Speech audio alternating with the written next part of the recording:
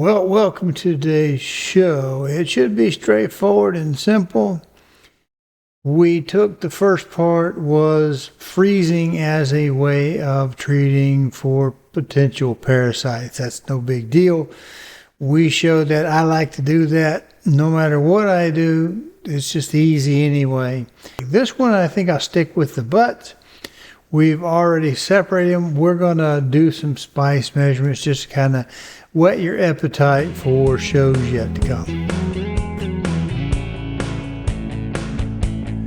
Well, welcome to the second part, the second segment. If I put this all in one big video, I don't know yet. It depends on how long it's going to run. Anyway, this is queued up because of a lot of information that I run into every time I go in to start drying some sausages. I start looking around. Next thing I know, the algos are feeding me all kind of websites with some really questionable behavior as far as I'm concerned.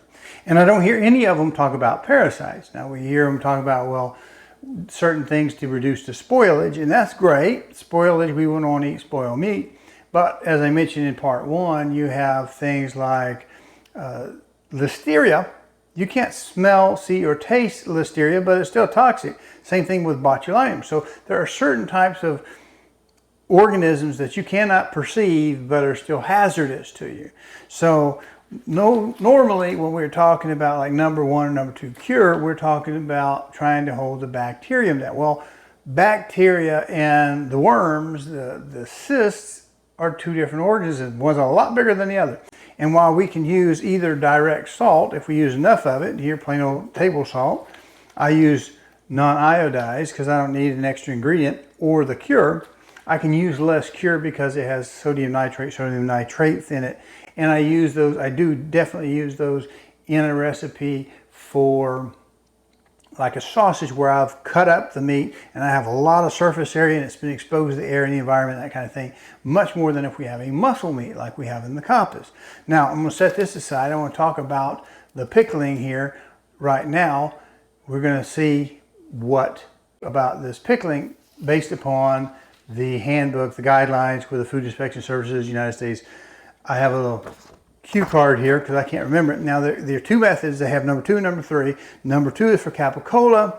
Number three is for Kappas. I often refer to them as Kappas because I don't smoke mine. Not normally, I have in the past. Not necessarily to a standard, but I'm not feeding anybody except myself. Now, I'm going to read you the first one and then I'll read you a little bit of the second one. This will take a little bit of time, but I want to come back and pick apart what I perceive as the differences.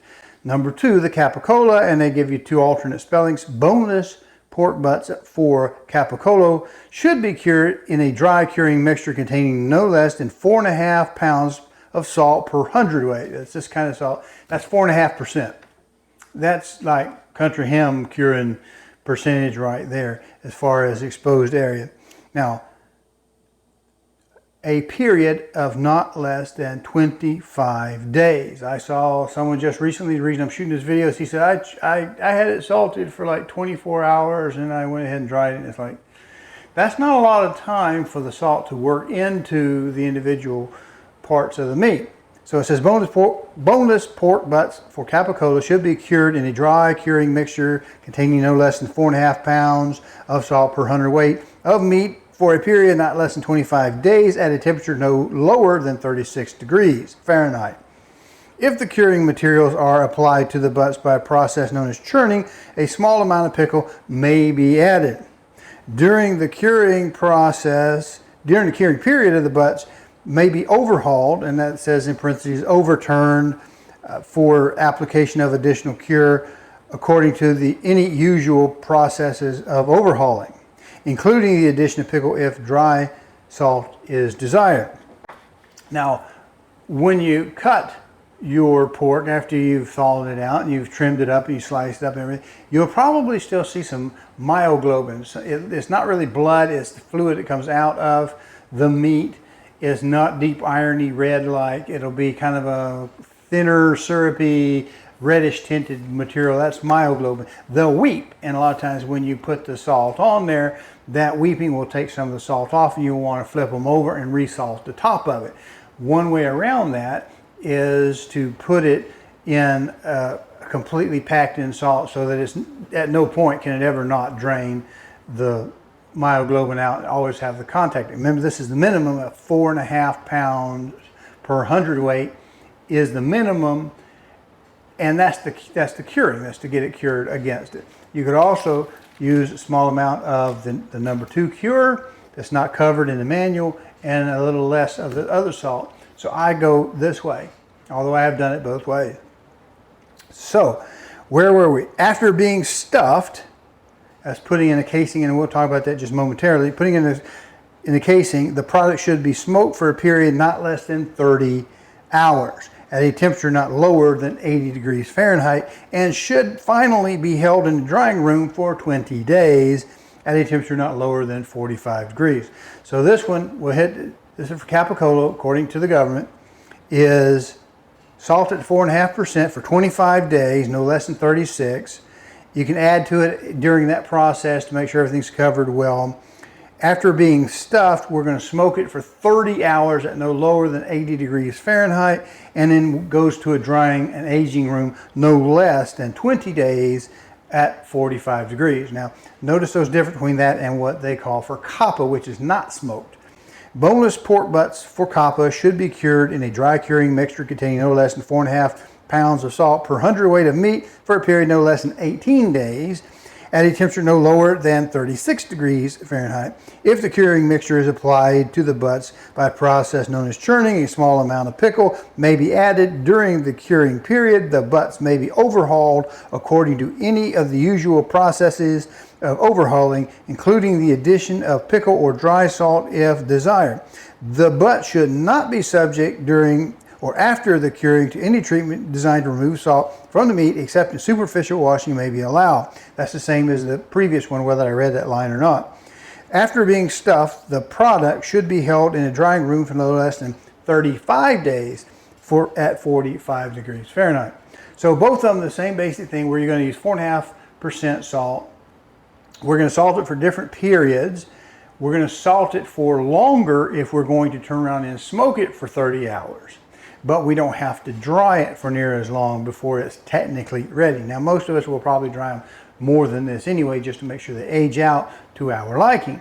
But the requirements to make sure we don't have any worms in it is 25 days smoking, then 20 days in the drying room versus 18 days in the salt, then drying for 35 days, if that makes sense. So we don't smoke it. We actually salt it longer if we're going to smoke it for 30 hours. But then the end result is we don't have to dry it quite as far before we knock down that active water content in the meat will be less after it comes off the smoke. Does that make sense to you? So a different method. Now let's look at something right here. When it mentions the word churning, I don't have a clear definition of what that is. If you Google it, you get kind of something that alludes to the fact that we would be able to tumble and move it around in the salting and pickling material to make sure everything's covered. It probably is being used to take care of the weeping. If you like this content, please go to calldelltosell.com, find the tab that says on YouTube, click it, and it'll open up a page of QR codes. There you can use a smartphone to scan and get to the YouTube page, or you can just mouse over and click it on a PC. There you'll be able to subscribe to this little button over here and click the notification bell so that YouTube will notify you. Thank you. Material to make sure everything's covered. It probably is being used to take care of the weeping of the meat. Now here's an example of two that I have in there aging. These are different recipes, and I have them, as you can easily see, in vacuum bags, here and here. Different recipes, completely different colors, because, let's see, what is this one? A little bit of, it says a little garlic, black pepper, salt, and paprika. This one says black pepper, cashmere, fennel, garlic, and salt. Different recipes, but this allows me to kind of massage them as if they were bumping and tumbling. So this is going to keep my cure full salt in full contact with my coppas. Now let's go talk just briefly about why you might want to use netting versus casings. It talks about casing in the standard. In case this next segment doesn't do it for you, because it's a little rough, I'll be honest with you. what I'm doing is I use casings for the most part. I've done them both ways. I have netting. I also have the casings. The process I use, I rinse off the extra salt and spice at the end of the cure. It says superficial, so I don't like scrub it down and try to get in every little crack or crevice, but I try to knock off that extra salt. It's been in there for 18 days. It's probably not going to get any more salty. Still, I knock off the extra salt and spice, and that is a little bit of a lesser of an exciting thing. If you like a lot of extra flavor, you could always respice it without the salt. The problem is those casings that I have been using are fairly small for the size of the copper, and it's just like trying to squish them up in there. It's a job, and it would be a mess if you tried to respice it anyway. What it does by being round, though, is a more uniform shape. By the time you squish it in there nice and tight, it really works good on the slicer because it looks like a big round thing. But the other thing what it does is it gives it a uniform shape and size. Now, when you go to using nets may actually smoke a little bit better because there's nothing between the smoke and your meat except for a few pieces of string here and there. The problem overall in the long run is, in my opinion, you don't have anything to keep the flies and the bugs or whatever that might get on there. Now, I know you don't have any flies or bugs in your drying room, but if you do a little bit of watching the areas that do kind of have more open basements and butcher shops and stuff like that, they will generally net theirs. The professionals will generally have theirs netted and then socked. Okay, they might smoke it in a net and kind of a fishnetty kind of something, a lot finer than what I have for netting. And then they put a sock on top of it, keep everything off while they dry out. So I don't know if this little clip is worth adding, but I'm going to put it on there anyway, and we'll see you in a little bit. All right, we're in the drying room at this point in time. We do see some sausage up here, but here we have, if I can get enough distance for this particular camera, we have a casing. You see, it's round. It's fairly uniform in size. We do have, obviously, right here, if I can get my finger in it, this is some netting. And you can use it. I certainly have it available. Now, the benefit of netting is you might hold off a little more of your spices on if you don't wash them off, and that may give it a little bit more flavor. To the side of it, we have some material to do casings like this. Now, why I like the casing, such as this, better, is because it's more of a uniform diameter. A uniform diameter means it's going to dry more uniformly, and I'm going to get a better product off of it. Well, that's the show. I think it's probably run long enough. I had spicing them, and I've got to put 2 in a casing tomorrow, each in their casings tomorrow. I'll try those 100 mil casings, see how much easier they work versus, I think I had 93 or 96, whatever they were. They were 6M casings. These are 6.5 M's, whatever that means. Don't mean much to me, but they are larger than what I used to have. We'll find out if they stuff a little better. Might be able to respice a little bit after we kind of knock off that salt. I certainly don't want to have that country ham flavor that we have, but I do want to have that nice aged meat, dried meat that we get when we do our coppers ourselves. I also don't want to make anybody sick if we do it. So I always like to freeze mine. We've seen that that's a definite good to go. Salt and fermentation, all these other things. Nothing but freezing and cooking is going to probably get rid of your trichinella worm. Not an expert. You won't find me on Reddit. You won't find me trying to push this as just one single thing that I do like I'm any kind of an expert. Just my thoughts. You're welcome to comment. I encourage you to comment. If anything I said makes sense or whatever, you know where I get my data from. Go to the first show.